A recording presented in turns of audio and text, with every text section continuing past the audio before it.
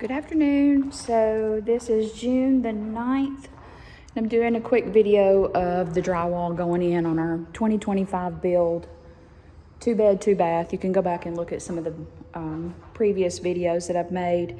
Just trying to chronicle this process so that I can go back and look at it later or whatever. I'm gonna flip you around where you can see.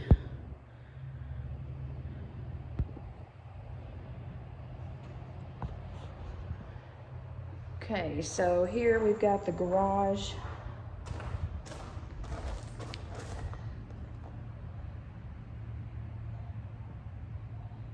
We did put in a attic access in the garage. That also would take you straight into where the HVAC is housed in the attic.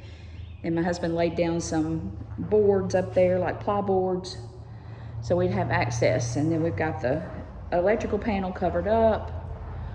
The drywallers just left today, and I'm gonna turn you back around just to tell you. If you can't handle a mess and y'all are doing this process on your own like we are, hire somebody to come clean it up before you look at it, because I'm a little bit particular, and looking at this today when they were sheetrocking and finishing everything up, it looked like a cocaine factory had blown up inside of our house. I don't know. I'm not sure if that's the way it always is, if there are people that do a much neater job, but we did an economical, budget-friendly drywaller, and you get what you pay for. That's all I can say. But they did do a efficient job. Took about 4 days for them to do 1,260 square feet of house ceilings and walls, and then two-car garage shop, which is about 720 square feet. So again, I'll turn you back around where you can see. I'm just so particular that even like something like that, I know it may be covered up by the trim, but I don't like it. And this is the truth here. I haven't cleaned this window up yet.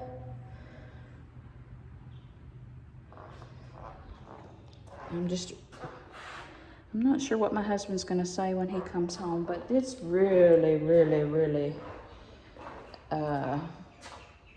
imperfect. Let's just say that.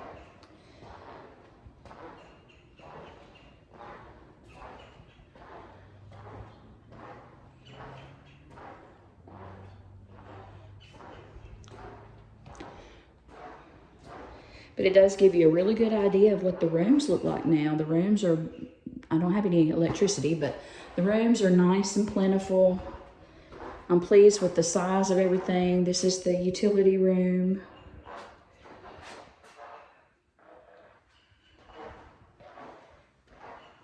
And of course, this is coming in from the garage into the big open space, which is our living room and our kitchen.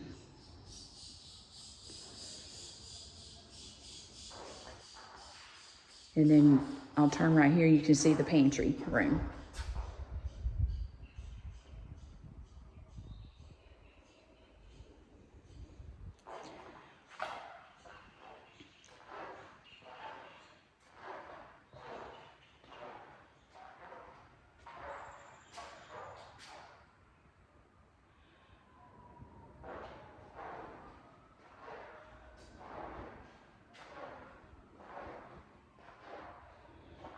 Guest bedroom. And up here in the ceiling is smoke detector spot, the main light, and then the HVAC return vent. Closet in the guest bedroom.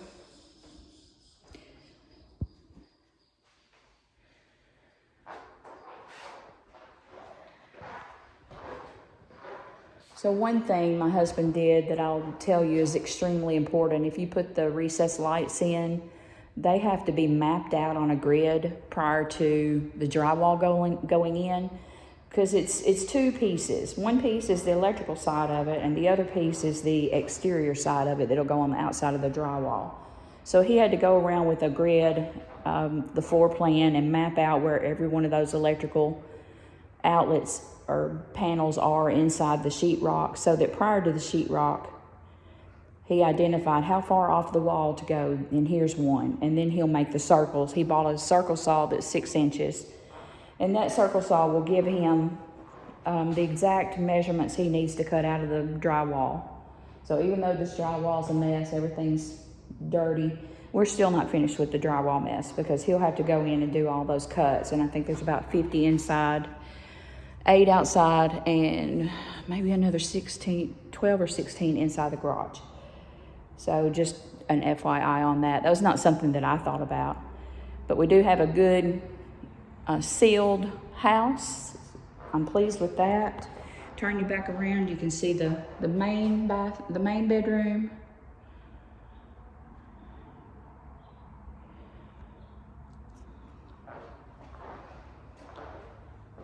We are going to go and purchase a industrial mopping system and get the floor as clean as possible and let it have plenty of time to dry out before we put down the LVP flooring.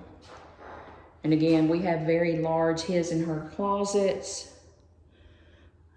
As you walk out of our bedroom into our bathroom, so here we're in the bedroom. This is basically like a hallway. It'll have closet doors, his and her closet. And then you've got the linen closet, the shower room, this is all going to be open. The only actual closing door is right here, which is where the toilet room is, and then the vanity area. So that's a look at how the drywall has gone. This process was pretty seamless other than cleaning up, and we'll talk about cost. I will tell you that we got a significant, a pretty high bid for drywall initially, and then a second bid with somebody local that was much less. And of course our budget being, you know, cash, we decided to go with the lower cost. And one of the things that I think we didn't get was cleaning up, because we had to take off all the drywall boards that were excess.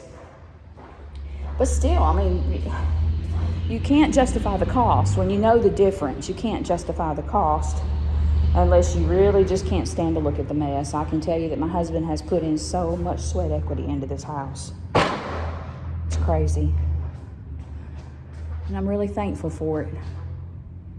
He had to go in over the weekend and cut out all of the drywall that they had just, you know, put over where the garage doors need to go. We've got garage doors going in this week. And Randy's already got the 1x6s to go around all that, the trim. He's got those painted and on the back porch. And once they were finished this process, he's going to paint the garage, get that trim board up, and be ready for garage doors the end of the week. We'll talk to you soon. Everybody have a great day. Bye-bye.